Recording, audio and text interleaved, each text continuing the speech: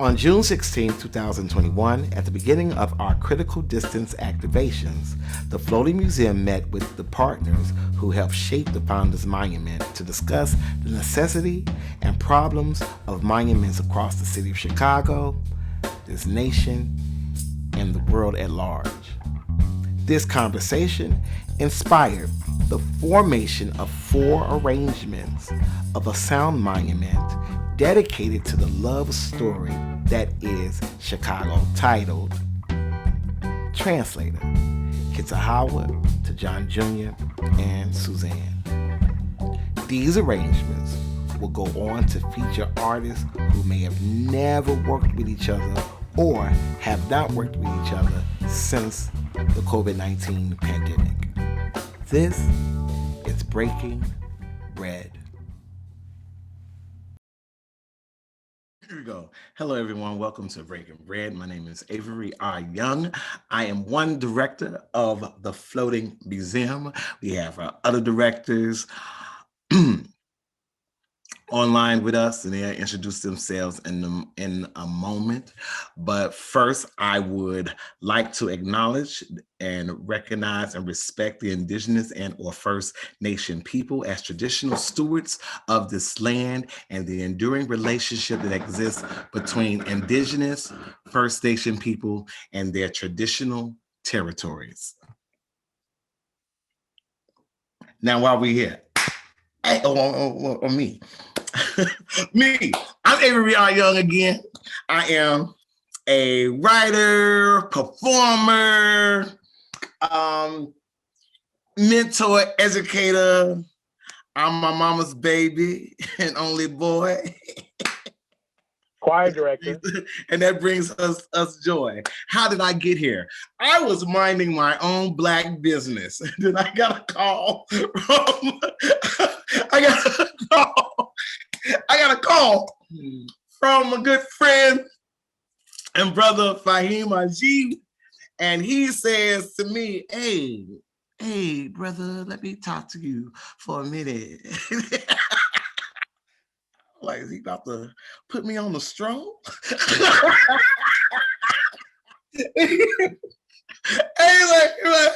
Hey, brother, let me talk to you for a minute. Hey, we're doing this thing called the Floating Museum, and I was wondering if we could bring you in to do like programming because everybody know you.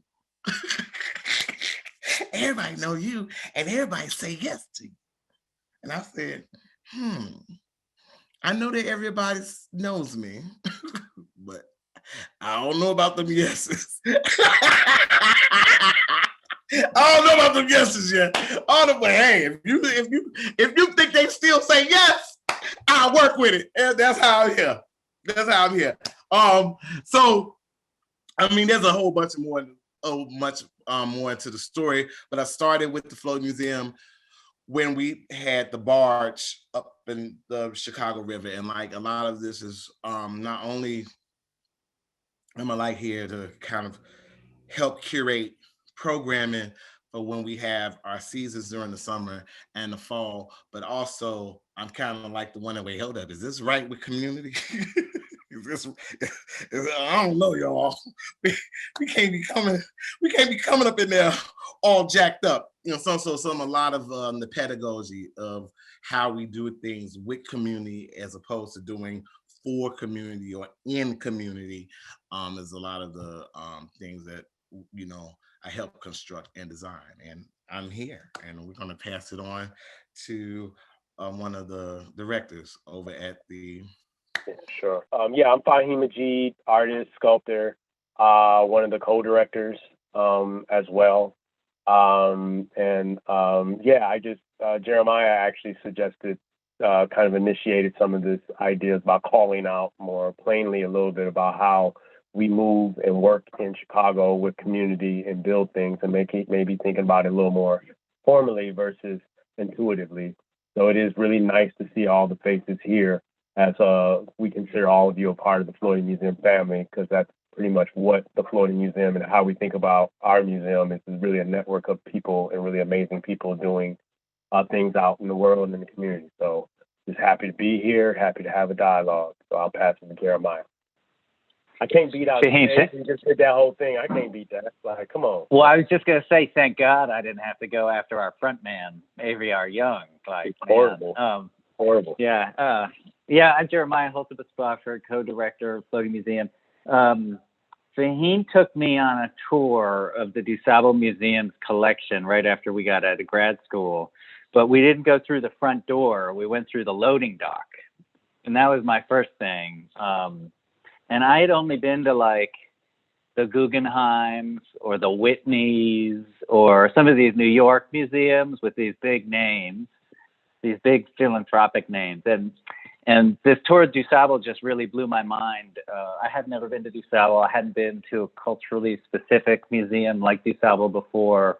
And it really got me thinking, just through Fahim's sort of entry point, we really started thinking about horizontal structures. And maybe a moving museum, maybe moving a museum downtown to the museum campus from the south side. But here we are 5 years later after like maybe an artist project, and the thing's still going. So I'm really, really happy to be here. All right, and I'm a newer member to the Floating Museum family. My name is Eric Perez. I'm a former student of Fahim Majid's. I'm an artist and photographer here in Chicago. I was asked to be docent in the summer of 2019 for the Founders Monument, which toured the city as part of Floating Museum's Cultural Transit Assembly project. And that role sort of slowly evolved into documenting and being brought on board as chief documenter and putting videos together to showcase the projects that and all the works that all you have been up to. And that turned into becoming project manager for the upcoming summer programming. Like I said, I'm a veteran artist, photographer, and newly videographer. I'm super excited to be talking with you guys and seeing all the great stuff you guys do together. Let's rock with Starla Thompson. Bonjour, Ndenwe Majanak. Wabno Gija Kwe knows one, Gede De Nadodam, Stone Lake Ndonjabel, Elsie Johnson Nokomis, Bodwan Mi Kwe and Dow. Good evening, my good people. What I said was my spirit name is Wabano Gija Kwe. It means the first light that breaks the night woman. And I come from the Otter clan of the Forest County Potawatomi people, who are the original inhabitants of Chicago. And then my father was from California, Santa Ynez Chumash. I am an educator. I'm a community advocate. I am a dancer, a speaker, a mother, a life giver. And so the way that I ended up here was a good friend of mine, Adam Sings in the Timber, who is a photographer who did a huge series around decolonizing spaces, which is right aligned with what the Floating Museum is doing and has done. We did that as just a collaboration, two friends getting together and wanting to do something really neat. And it turned out to be something special, and he's gone far with that. But our grounds was Chicago. And so that was successful. And then by chance, I was asked by the Trickster Gallery to come and dance and share the art, which I love to do. And so I did, and I showed up on the scene that day.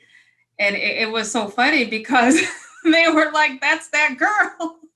That's that girl that's on the train. Adam's series had become successful, and it was on the CTA train, and all this happened kind of behind the scenes. But according to Creator's plan, everything happens for a reason, right?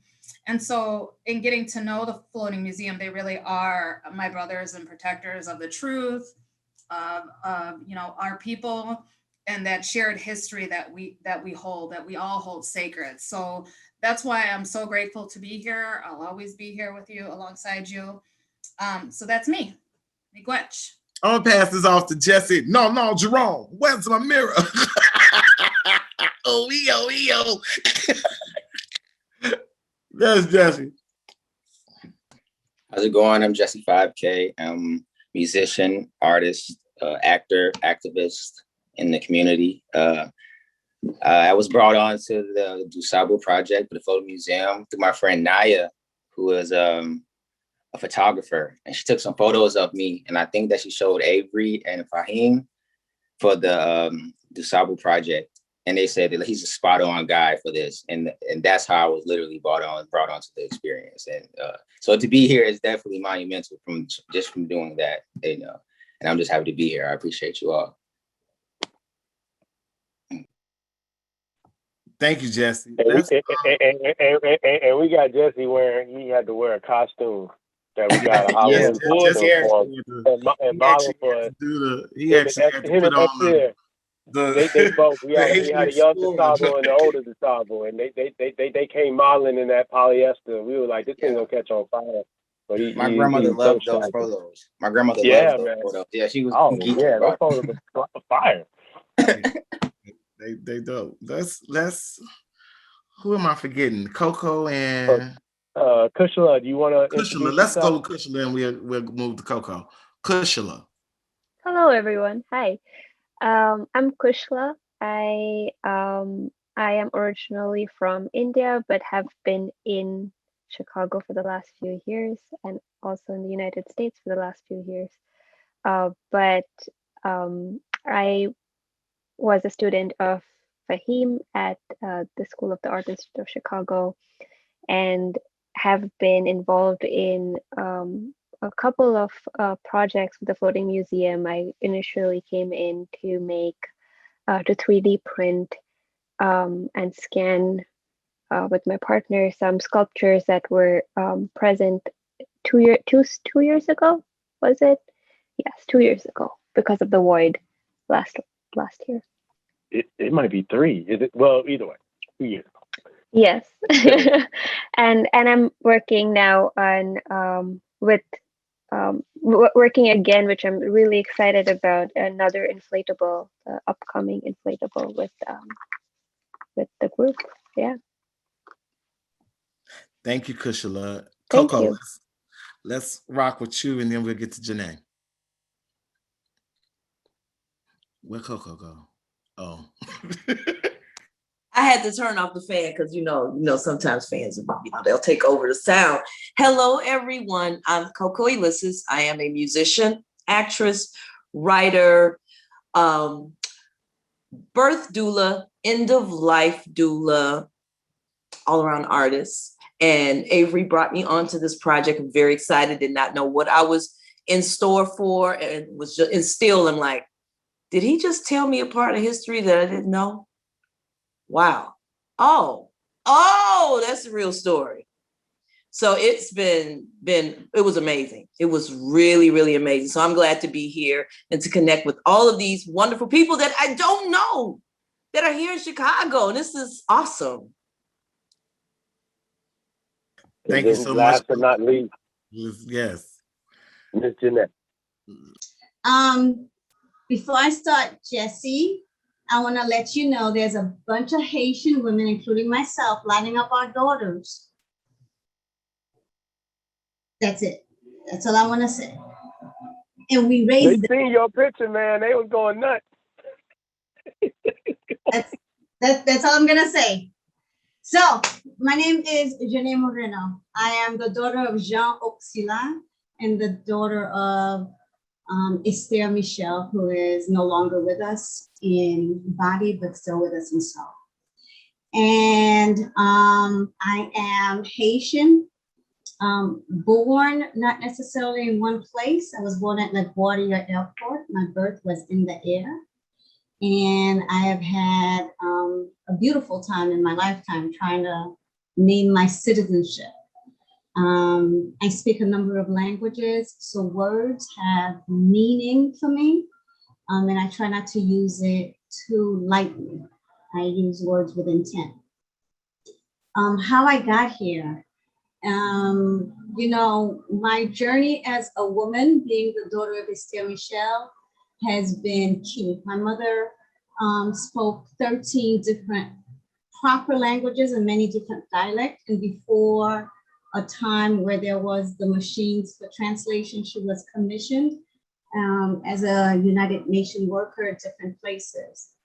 The beauty of living all over the world, it has its curses, but the beauty of it was we were not told what we were speaking, we were just communicating.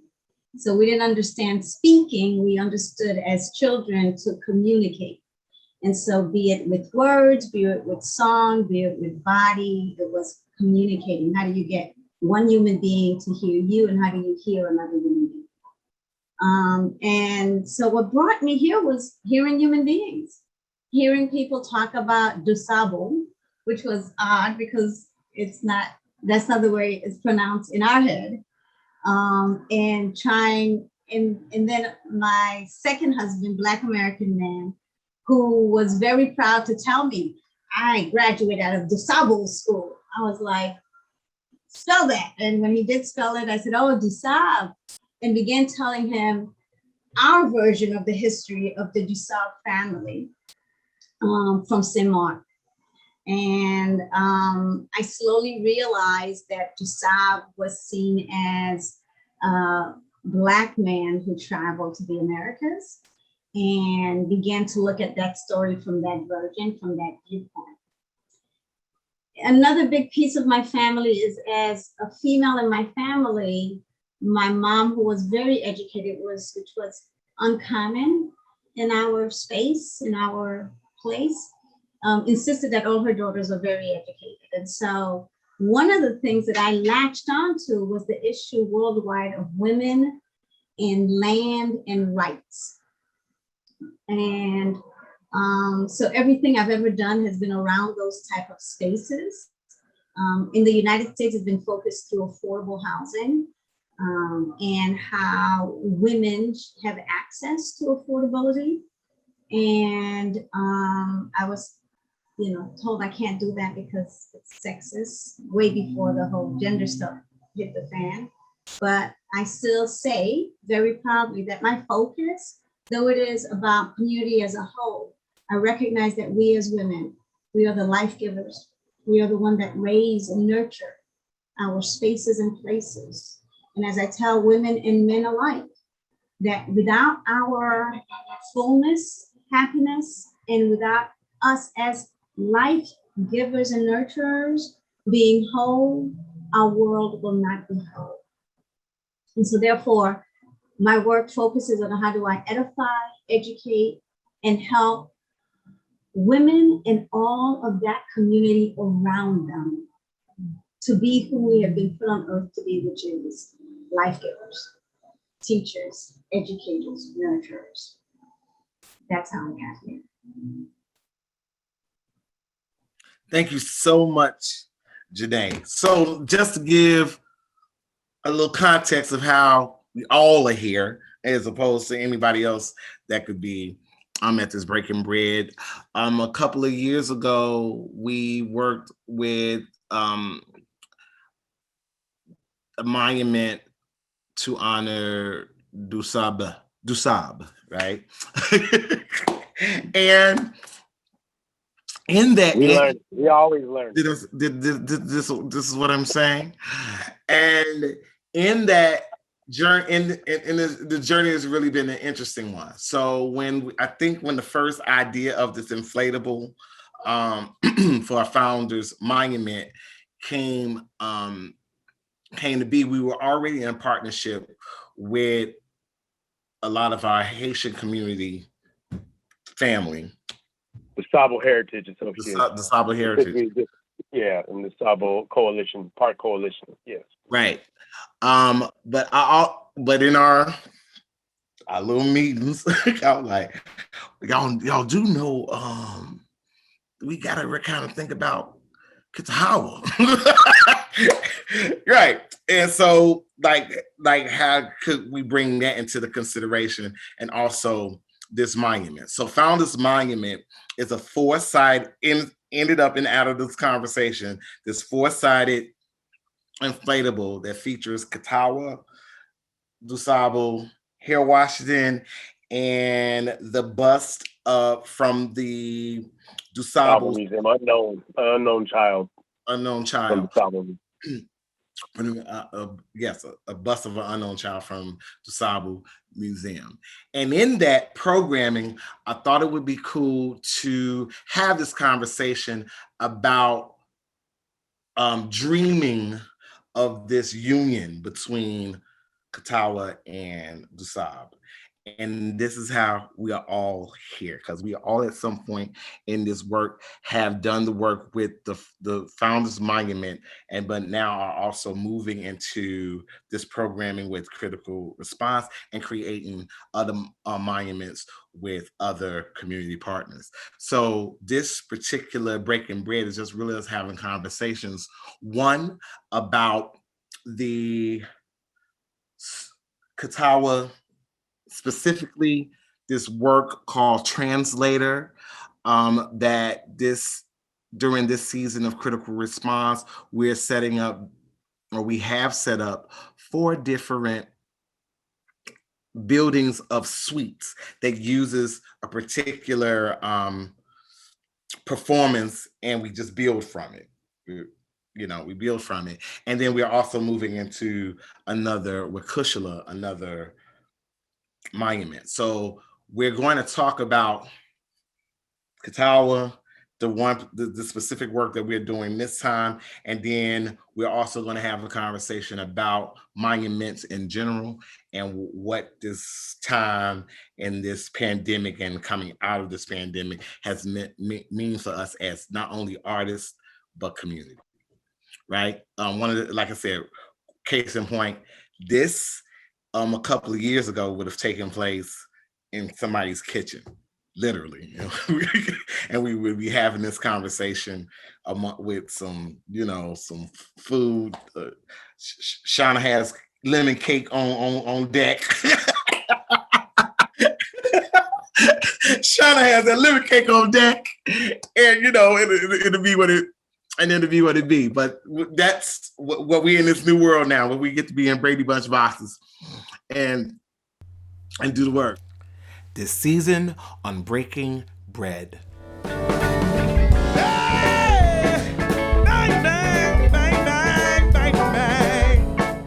I never thought about the founding of Chicago through love. What I know about Kitahawa is very personal. What is present here that I'm not seeing? What we did with that project was we decided, since there was no face, a lot of our work has been really trying to place a face to Kateen and Katawa. They took her husband, and she organized everything she knew to get her husband back. Look here.